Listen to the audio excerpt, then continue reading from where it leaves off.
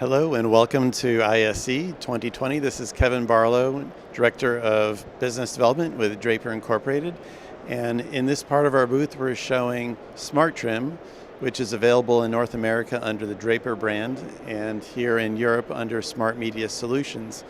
So this is a Barco UniSee VideoWall, and we have two products we're showing. One is the trim which surrounds the video wall, and the other is the new mount interface, which you can see we left one of the panels off.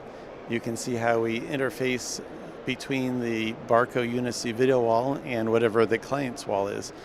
The goal here is to make the installation faster, easier, more accurate, less expensive than the traditional approach, which is using Unistrut or 80/20 aluminum or other types of connecting devices.